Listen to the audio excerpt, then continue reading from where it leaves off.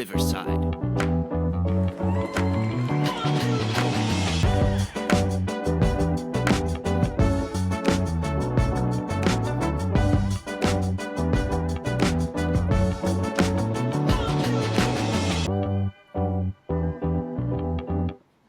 All right.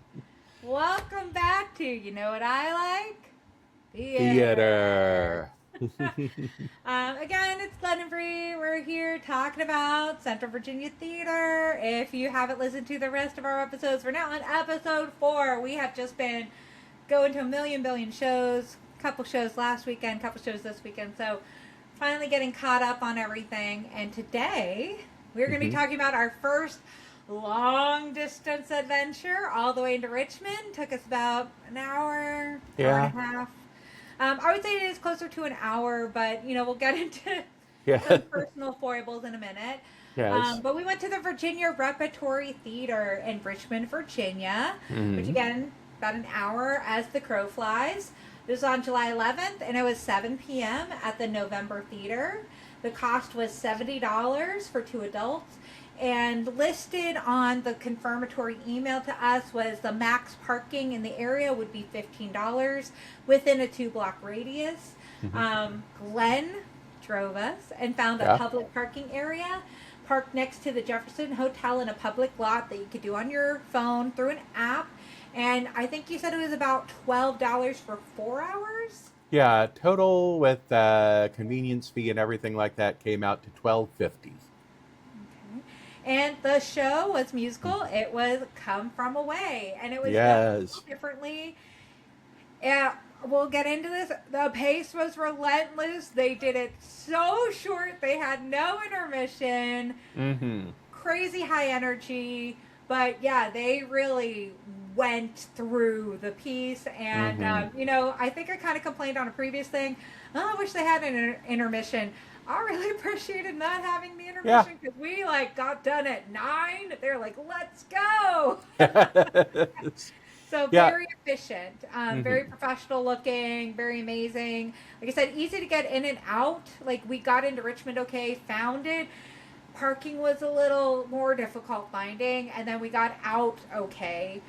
We just had to stop at gas on the way home, but it was one of these things. Like I was like, oh yeah, I'd come here again, like for sure. Yeah, absolutely. It was it was a great show.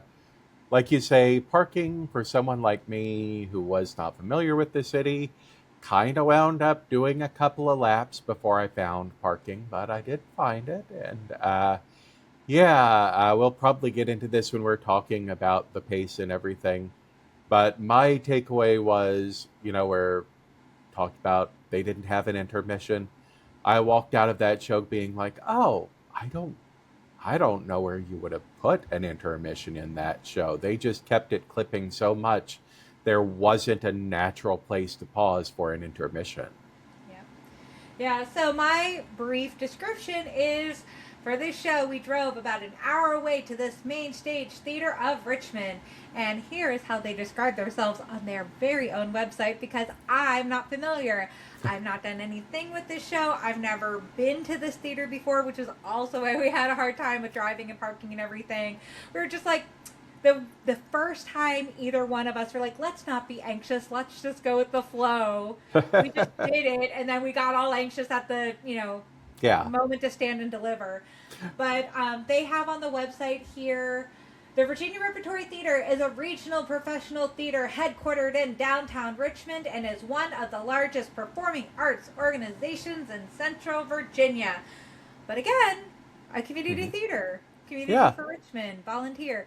Like, I know that they do a lot of stuff there, but the ushers are volunteer, the performers are volunteer. I think they do make some cash and stuff like that.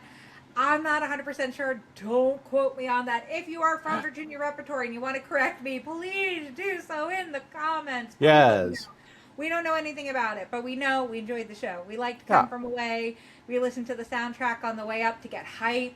And I literally had my makeup done, and I was like, oh no, I'm going to cry even before I get to the theater. I cannot do that. So the whole way I was like looking up at the car roof, being like, no, save the tears for the theater. Save the tears for when the actors are in the room.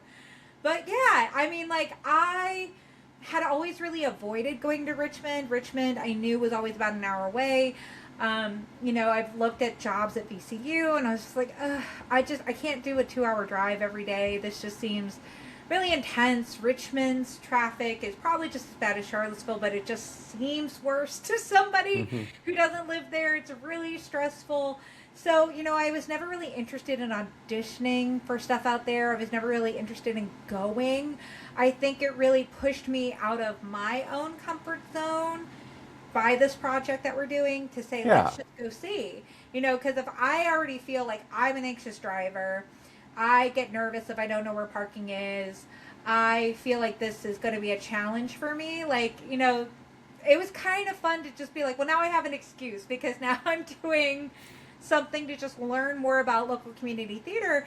And I think that it is really feasible for probably a lot of people who love theater to drive an hour there and to try to drive an hour back. I don't think it's inherently difficult for other people, despite me knowing it's difficult for me. Right. Yeah, and that is the thing, is that, when you get into shows and you get into the idea of going to see live theater, a little bit of inconvenience to see a great show starts mattering less and less. You start saying things like, oh yeah, when I drive in Richmond, it always seems like someone is actively trying to kill me on the roads, but the theater there is really good. Yeah, and to be honest, we're going to go to a couple more shows in Richmond. This is all part of the process, all part of the experience. I was first interested in it because I knew some Charlottesville theater people that got into the show. So James Scales, who was the UVA drama box office manager for a very, very long time. He's done a lot of stuff. I think the last thing I saw him in was maybe Follies at Live Arts. He played the mayor. So that was really fun, especially since I think I remember hearing about Come From Away from a post that he's like, this is a really good show. I just saw it. I loved it. And I was like, I don't know. I haven't heard really good things about it. But because I knew him, I liked his taste. I knew he knew musicals. I listened to it and I'm like, whoa, this is really good. So to see that kind of come full circle of the person who recommended I should listen to the show on social media was now headlining in the show was really a cool moment for me. Yeah, it's fantastic when you can close a circle like that. Yeah. So anyway, I will just say I just still think it's funny. Like, nothing bad happened. We loved it. The audience was amazing. The space was amazing. We'll get into all the amazing bits. But, Glenn and I, just for full disclosure, we've gone to Ohio to see a show. We've gone to farther places away to see a show. We went to go see Drunk Shakespeare in D.C. in what turned out to be a 10-hour train ride that was only supposed to take 2. We went up to Ohio to go see Curtis Connor and Jacob Sharp. And so it's we go places to see theater. I don't know what it is inherently about Richmond that scares us. I just think we find Richmond scary. I think it's just overall... I think on the way home we talked about, we like Richmond's vibe as a concept, but as a practical application, it just terrifies us. Yeah. But I love the Poe Museum. I went to the art museum with my best friend Kelly. I love Richmond. I just don't want to drive there. Yeah, Richmond is a hip town, and it's a big community. Lots of great things going on in the community. Don't want to say a single bad word about Richmond. I get a little bit scared driving around Richmond, but that's me. That I own that. That's on me. And I guess I just feel bad because I feel like we do grab a lot of talent from Richmond as well. Our main male romantic lead and Emma came from Richmond. And to me, I was just like, that just sounds like my nightmare of driving an hour doing a show and then driving back an hour. But people do that all the time. So I said, maybe I'm just a weenie. I don't know. I will own my weeniness as well. Yes. Oh, and speaking of, we pull talent from Richmond all the time. We've talked before about my job. I work with actors in the medical school. And there are a number of our actors who participate in that program who come from Richmond to do that. And I'm always amazed that they're coming from all that distance to do that. Yeah. Yeah, we get a lot of VCU people that come, and like again, very very grateful. But I'm just like, I don't know if I can return the favor. I don't know if they even want me, but I don't know if I can return the favor. Oh, all right. So let's see. Come from away. We want to talk about. Do you want to talk little bit about what the show is about for people? Yeah, so I guess let's review the show really quickly, Yeah. and then let's talk about our own personal experience getting there and back in Yes. really hobbity terms, Hmm. getting there and back again. So Come From Away, I think most people know it as the 9/11 musical, Hmm. which is why I think I was like not really interested in it. I was like, I don't know. I don't know if I can deal with that. I have a lot of like most Americans, I think I have a lot of big feelings about 9/11. I think a lot of other people do. My mom was traveling between Pittsburgh and DC during that time. Hmm. And, as surprisingly enough, it will shock you to learn as a bullied child, when somebody said 9/11 happened, school's canceled, I didn't believe them and I didn't leave my theater class because I thought somebody was lying to me. And it wasn't until Don Drapeau, our teacher, came in and said, please go back to your dorm, that I believed them, because I was literally like, no, you just don't want to see me succeed. So, personal traumas aside, Yes. my mom had been traveling from Pittsburgh to DC for work, and when I finally got a hold of her, she's like, I was fine. I was on a plane. I'm like, that was the worst place you could be. There was a plane down in Pittsburgh. There was a plane down in the Pentagon. Like, you were gone. Because one of the things they talked about is like cell towers were not as plentiful as they were, Hmm. now. And so, yeah, we kept trying to call out at Virginia Tech. Despite it being a huge campus, like phones were down. Like nobody could get out. Nobody could use their old Nokia brick phones. Like it was very scary all day. And then it really, was very impactful. And anyway, so I was like, I don't want to see a 9/11 musical because I have so much personal trauma surrounding this. But it's about specifically all the planes that were diverted from mostly, I guess, Europe and Africa, and supposed to go into U.S. airspace, but things had shut down, obviously.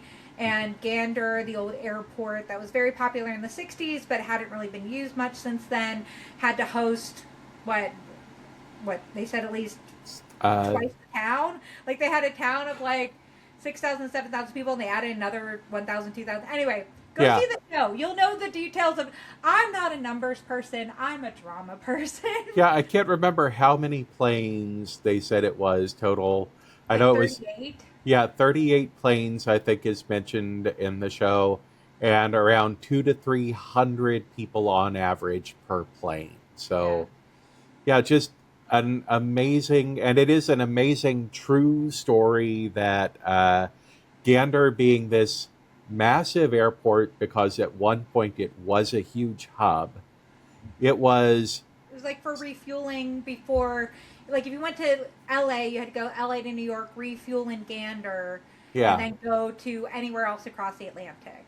yeah, and it was a an airport that there had been discussion about closing it down because it wasn't needed as much anymore. Planes didn't need to refuel as often anymore, and then out of nowhere, this tragedy strikes, and they wind up hosting thousands of people who are on these planes because they were the one location sort of close to American airspace where they could safely divert all of these planes. And it's really amazing because there had been a cast about like 11 people Hmm. playing dozens of Yeah. other people. Everybody played at least 8 to 12 roles. Yes. Everybody played everybody. So there were some highlights, right? The mayors of all the towns, Hmm. and the local reporter, and the ASPCA lady, and the lady who ran the school, and then you had some American passengers that they highlighted. And then I think it was like the first female pilot, and that's a real Yeah. highlight of the song. And I think Jen Coella maybe won the Tony that year.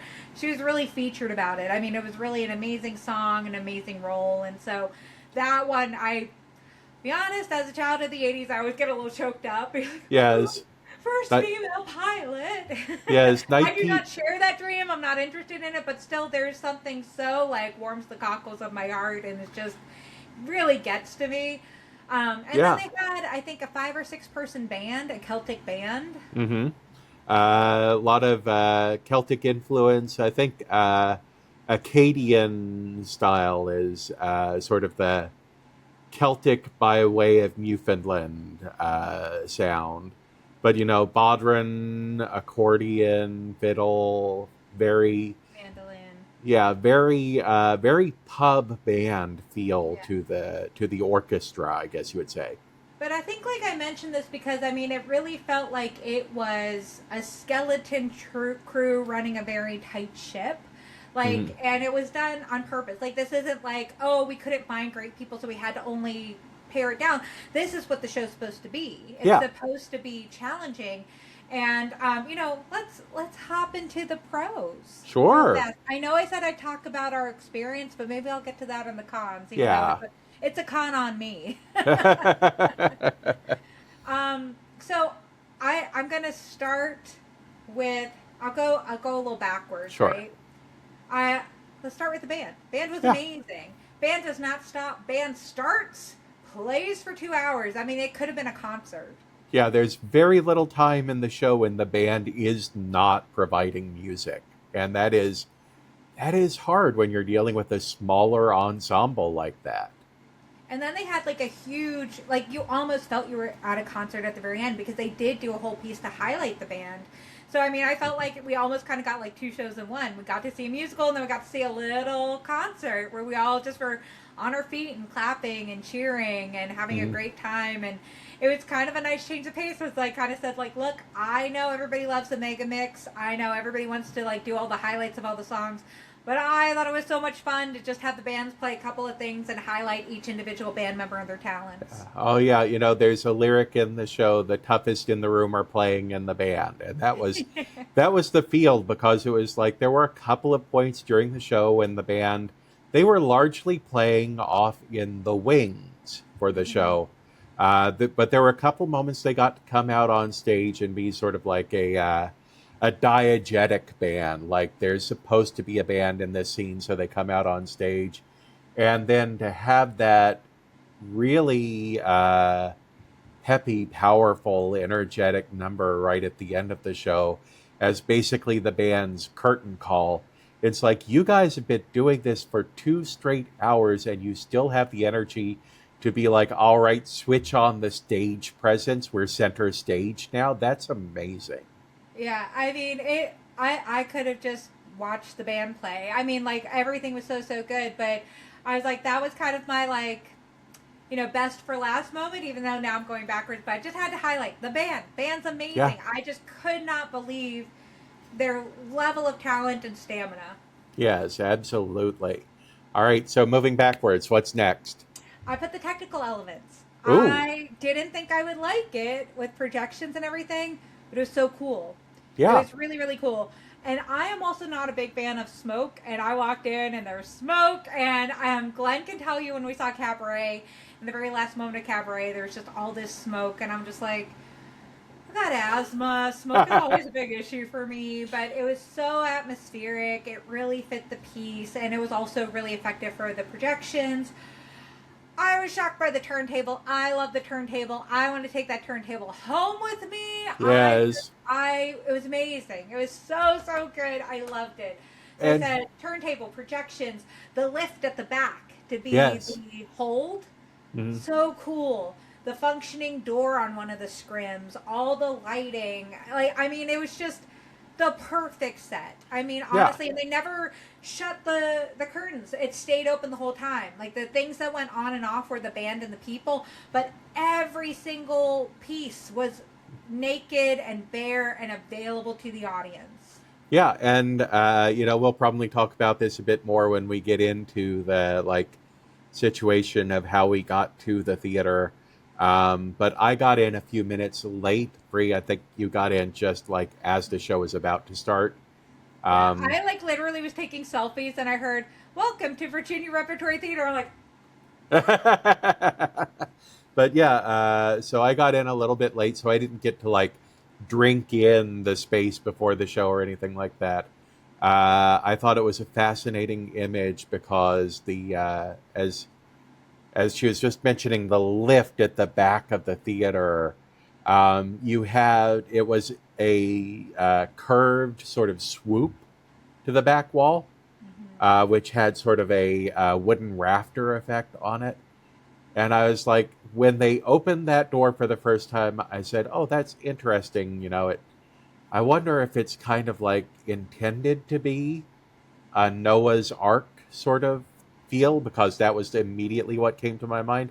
And then I realized that the scene they were playing was the member of the local SPCA going through the hold looking for animals. And I'm like, well, if it's not, that's one heck of a coincidence. But yeah, and the turntable, amazing use of the turntable. So much intricate choreography just around that turntable.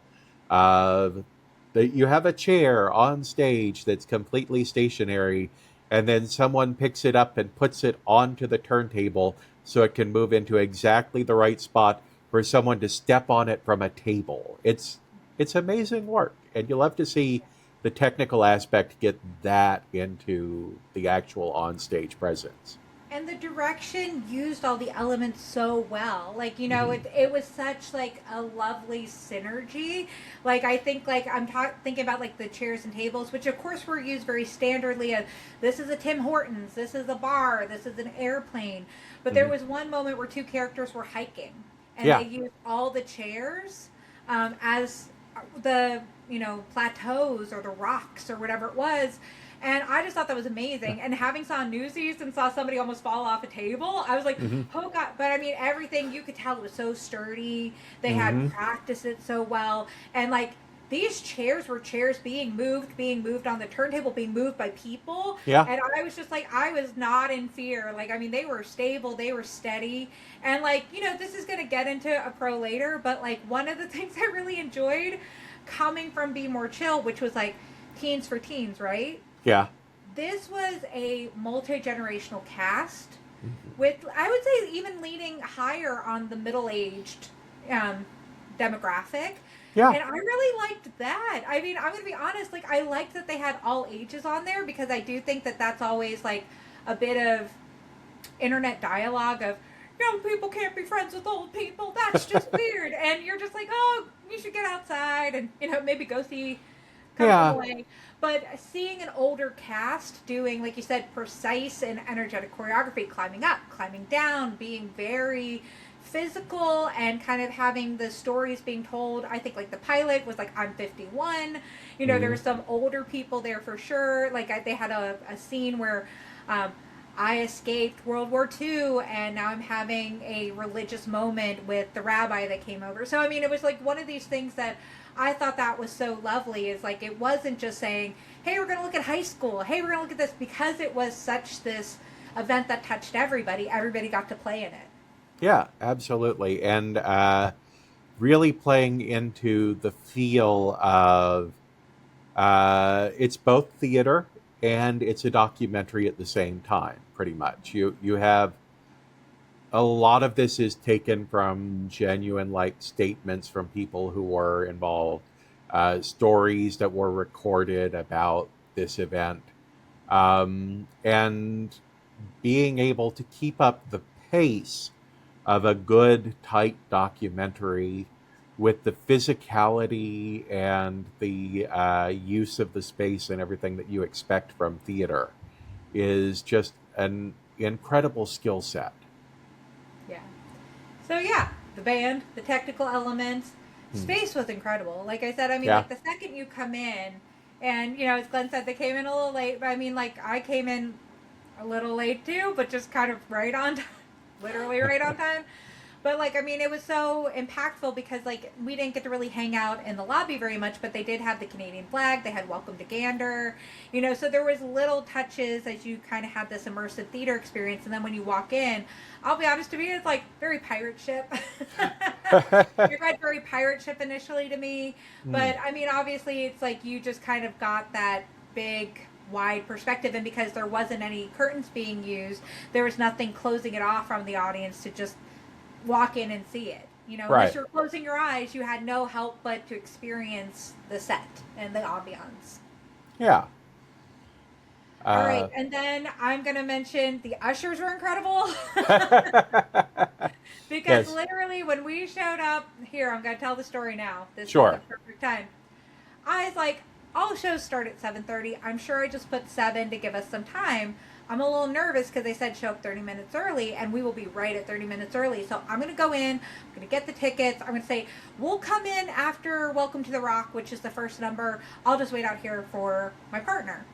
And I walked right up. I said, hi, I'm Gabrielle Lasky. They said, here's your tickets. And I was like, I don't know what to do. My spouse has to park the car. And they said, don't worry about it, ma'am. We will get your spouse to you. Come with me. And the usher just put their arm around me. And I said, because I'm so nervous because I know we're late. And this is my first time being here and I don't know anything. And they're like, you take both tickets, scan both tickets. Here's programs in your hand. We had a whole row open just for us. Which was coincidence. And it said, go sit here. We will find your spouse. And I'm here like, I normally turn off my phone. The usher said, come in.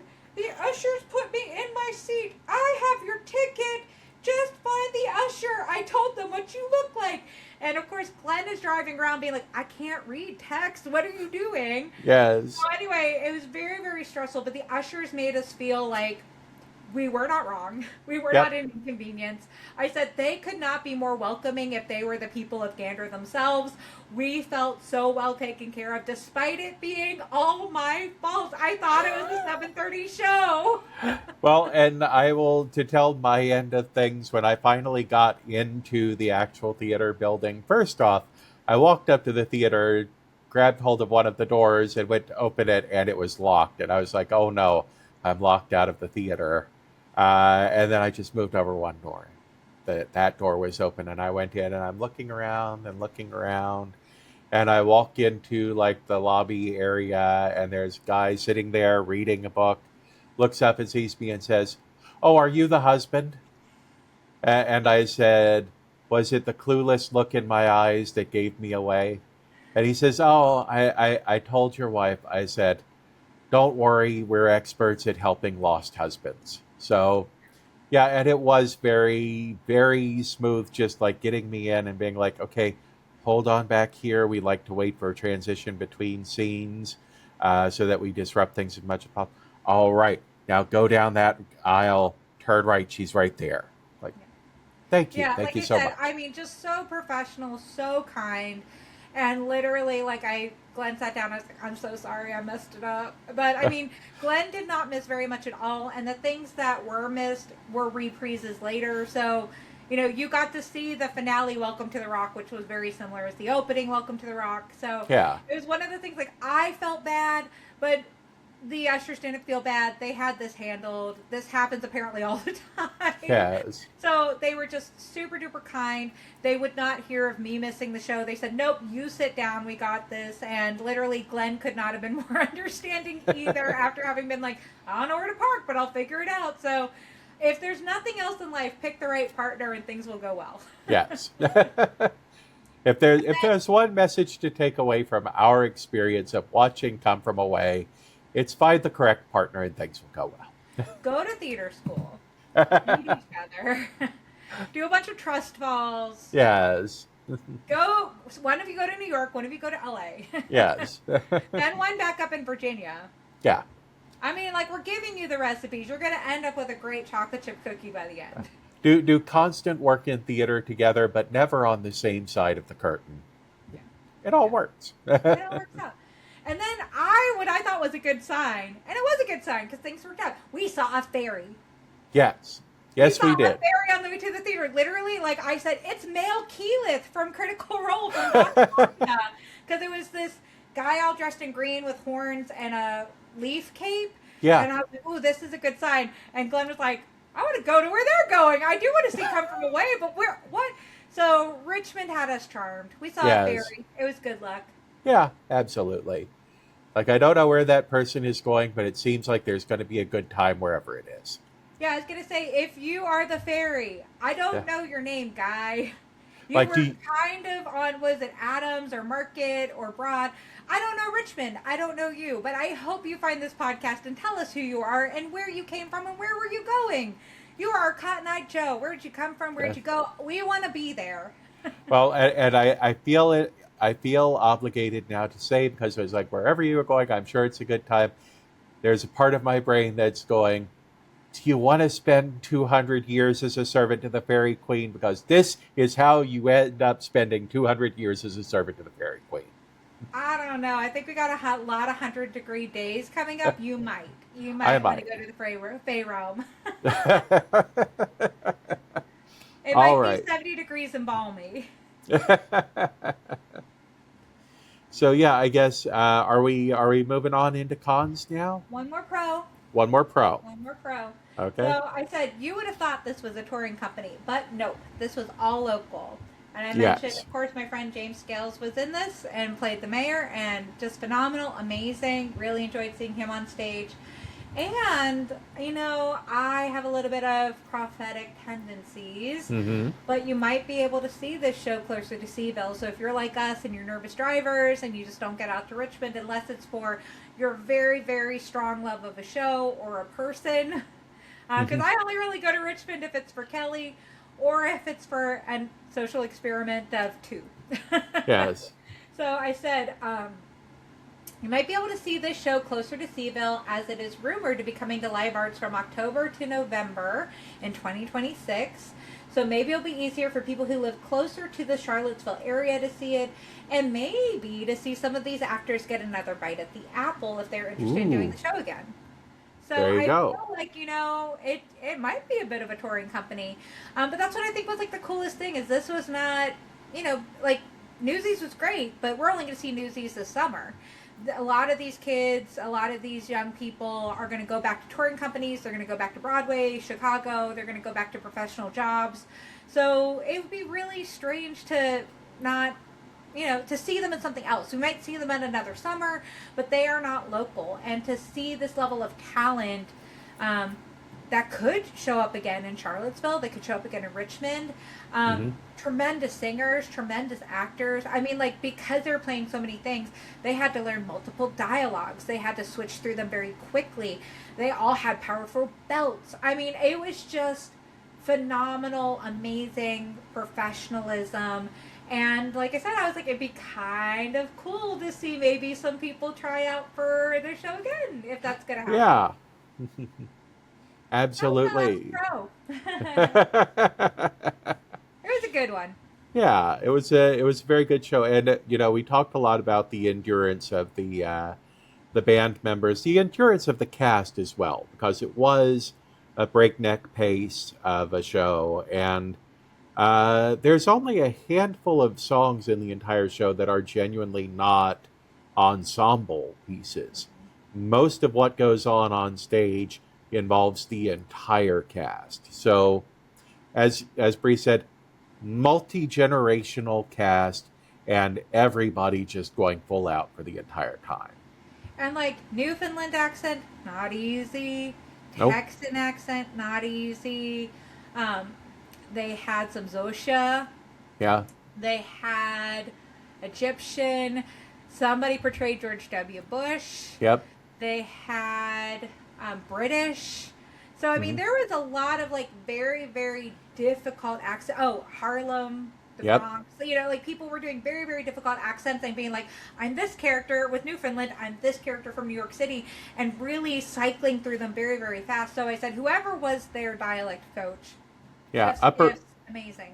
Upper crust London to Newfoundland is a hell of a leap to have to make in terms of dialect. Yeah. And done perfectly. Yeah, so really, really impressive, like, all around. Like I said, you would have thought this was a touring company. You would have thought these were people that, yeah, I did it in New York like 10 years ago, and now I'm in Richmond. But, no, just all local folks. I was like, we're lucky to be here. Yeah, absolutely. Alrighty, so now I got some cons, but, again, they're very minimal. Yes. Alright, so, the drive and the parking. That was really stressful for us. Could be stressful for you. So I said, but that's not the fault of the theater. That's not the fault of the show. I can't really fault anybody for it. we talked about our driving anxiety, Mhm. and this was a new theater experience, new parking, new area, and we wanted to be on our best theater etiquette and behavior, but you can't do that when somebody thinks the show's at 7:30. Well, and let's be honest in terms of, what is the parking like? What is the theater happens where theater happens, and unless it's a community like, I don't know, Branson, that was built around the idea of let's have a whole bunch of theaters here, you're always going to have a situation of, well, we're out of parking space at the theater. Where around us can we park? That's just the way cities work. Yeah, and to be full disclosure, they did send out an email the night before. And because we were at another show, I'm like, I'll worry about that in the morning. So, like I said, for some reason, our anxiety went on vacation right until we were about to go see the show. But it was, I don't think it was the fault of anyone except me personally. But I think that they did a great job at, like, here's your options. They even said, here's where you can park ahead, which is what we did when we went to go see the show in DC. So I feel like there was things that they tried to help us out with. I just waited to the last minute, and it ended up being slightly more stressful, but not enough that we wouldn't do it again. We just know better for Yeah, next time. absolutely. All right, and then I All have right. one more. That's it, Okay. and you might have another one. And I think we talked about this one on the ride home, but we don't know how Mhm. to solve it. But I was like, there was no places to clap. I wanted to clap for everybody, and in fact, like after Me in the Sky, which is the pilot's big song about Mhm. how she became a pilot and how her heart broke when she heard that the planes crashed into the Twin Towers, and I Mhm. wanted to be like, yay! And they were just going. So I did a yay to myself. Yes, just sitting next to Bree and seeing Bree give a really quick. Same thing with, like, there was a little romance moment. I was like, woo! Yeah, So you but gotta yeah, get in your applause and your praise and your woos really fast. yes, it is. It's a breakneck paced show. What can you say? You know. Yeah, I said pace was relentless, and you could tell the cast and the band were in peak physical condition and just hustling. They were so professional, and the pace and the lack of the intermission made the show shorter.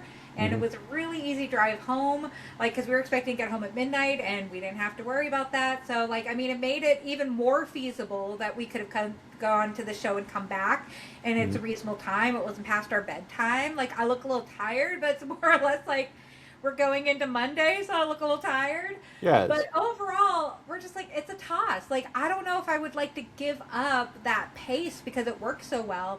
But at the Yeah. same time, I think you just kind of have to have the courage of your own conviction to be like, you did a good job. Yes. Sometimes you just gotta, like you said, get your praise in quickly and then move on, Yeah. because I would not have sacrificed the pace of the show. The pace of the show I would not call a con.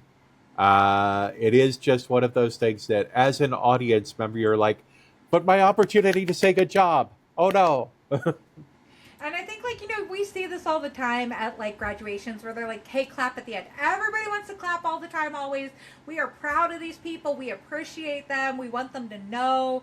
So, overall, it was one of these things, like, I think you just have to be brave and bold and just do it if you feel the spirit move you. But no, I mean, I don't think I would change it, but it's like, if I gotta go nitpicky with it, there wasn't anything else I really caught that I could Yeah. consider a negative. It's like I was really looking for them. Like, I do try to go into things being open minded, yet, like, trying to take, is it worth $70 and driving 2 hours round trip like we did? And to be Yeah. honest, like, yeah, for the right show and for this show, I think it was for us, and I think we'll Hmm. do it again because, like, I think it was kind of a wash. Like, whereas, like, I had a little bit of a harder time with something local being $100, this kind of was the same if you factor in gas and you factor in time and parking and everything. But, like, it was such a professional experience, and I think that's why I had to say yes, Newsies is worth it, and yes, Come From Away is worth it. The only thing that I think is going to be the thing that would hold me back is what if it stormed? I don't know if I want to drive 2 hours round trip in a storm, snow Yeah. or rain. I don't know if I'd like to do it for a show I'm not as excited about seeing. But I do feel like for this show and our experience, then yeah, I mean, I 100% think that it was worth doing it. And I think the Hmm. price point being $70 for two adults made all the other things worth it. Absolutely. And, it's one of those things, like I was saying earlier about the parking being just the way that cities work. Uh, an hour drive should not be a deterrent. The traffic and everything like that. But you know what would make all of that easier? If America actually believed in having a train system, like a rail system that took you from city to city, would make it easier for people in Stanton, Charlottesville, wherever to say, hey, that's playing in Richmond this weekend. I would like to go see it. Yeah. And like to be honest, I think we talked about this before because we had a really similar experience. So whereas now I can see a lot more of the same value because not everybody has access to a vehicle, which is Hmm. why a train would also be good. So I was kind of like, they're going to do Come From Away in Charlottesville in the same year, between like July and October. But now I'm kind of looking at it and I'm like, no, I can get that. I'd like to see that experience a lot more. But I do think as a consumer, it's like looking at it as a producer and an actor. But I do think as an audience member and a consumer, it is harder. And maybe in this case, I'll see both. I think Yeah. now that I've done this project and my curiosity is piqued, I will see the Richmond Come From Away. I will see the Charlottesville Come From Away. But where it was a bit harder for me is last year we Hmm. went to Waynesboro to see SpongeBob.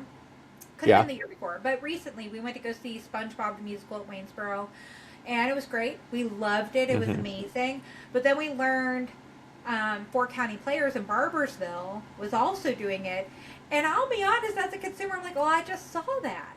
I just Yeah. saw SpongeBob, and I have to drive 45 minutes to Waynesboro, probably like 30 minutes to Barbersville. I don't know if I want to see both of them, and I'm sure they were both good, and I learned more about the Barbersville one because some of those performers were in Emma. And I was Hmm. like, oh yeah, I would have seen it, but I saw Wayne Theater first. And I think when you're making those decisions, I think somebody who is not, what I like theater, hype and enthusiastic about it, I think that's a hard decision. Yeah. So I do feel like, conversely, now I can see why there are probably going to be people that will not drive 2 hours. There will not be Yes. people who want to go through parking. There will not be people who want to spend $70. Not if it is coming to Live Arts and you can get that $4 ticket, you get $5 parking. That is an accessibility issue. So I Hmm. think before, when I was a bit snobbier about it, I was like, yeah, I don't want to see both shows. I can see both shows. It's all about distance and if you really want to and figure it out. But I think this has really changed my mind on that. Yeah. Yeah, and it is, that is one of the beautiful things about theater as well, is that you can see the same show twice. Two different casts is going to make it a different show the second time you see it. Two different directors will make it a different show each time you see it. And Bria, I know you're saying maybe you will see it when you're in Charlottesville. Well, not if you audition, because you're going to get into it, you know? I know, but the only thing that I'm like, man, I hope some of the band comes over because they were great. And I don't know how you're going to do that turntable, man. I probably won't, but I'd love to see what you're doing instead because I think that was kind of worth it for me alone. Like, literally, when the turntable lit up, Alexander Hamilton. I was enamored. If I could put a turntable in our living room, we'd have a Like, very strange space, but I would just be like, turn me around to the window. Turn me yes. around to the television. Let's move this whole thing 15 degrees. The sofa and the easy chair are on a lazy Susan. Just, Yes. And the cats would be very confused. yes. But that's it. That's all Yeah. I had. Do you have any additions? No, I think we've covered everything that was part of my experience of the show. I think that, yeah, I Yeah. had a phenomenal time doing it, even with arriving a few minutes late, even with driving around desperately looking for, can I park there? No, apparently only valets can park there. But I would do this again in a heartbeat. Yeah, I hope I get courageous enough to audition for a show because that would Yeah. be really cool. It was a fun space, but Yes. yeah. So that's what I like, theater. Theater. So that's it for us for now. We are going back into our normal work week. Real artists have day jobs, as Sarah Benincasa would say. So we are going to postpone a lot of our current shows of what we were hoping to see today. I'm sure you've noticed both of our lights have gone down because we're two people. We're at our house. We don't Yeah. have big lighting for this. This is just a passion project that we want to share great theater with you. So overall, I do want to tell you, for watching the vlog, we have just gotten very dark. We are now in Victor Frankenstein mode. We look like our scary versions of ourselves. And it's because it's about to rain. So we were Yeah. supposed to see a show tonight. And I will get into more next time. But I was very nervous to call them and to say, hey, we're not coming. And they could not have made the process easier to change my tickets because I said, look, it's another place that we're going to drive an hour to. If there's thunderstorms, I'm going to be real mad. And so they said, well, But when do you want to move it? Moved it. So we don't have anything coming up probably until next week. But we so hope that you're excited to wait for us there, just like the yeah. normal theatrical shows you'd wait for from Monday through Thursday on. And thank you so much for joining us again. Please like and subscribe, share with your friends, share with people in the show. Like I told Glenn, I said, I'm so worried that they're going to be like, what do you know? Well, I'm just an audience member. Like I'm just one opinion. But at the same time, like I'm open for that dialogue. I don't have to always be right, but I just want to talk about my experiences and how much we liked you. Like overall, I Yeah. think we've been pretty positive. Yeah. And if you like we said, like we've said before, if you have a differing opinion on something or you want to chime in and get into the conversation, make sure that you comment on this. Leave us a good review anywhere that you review podcasts, and like and subscribe and all of that fun stuff.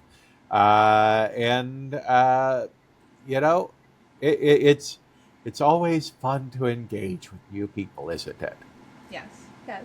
Especially if you're like us and love theater. Thank you so Yes. much. Bye, Bye. everyone.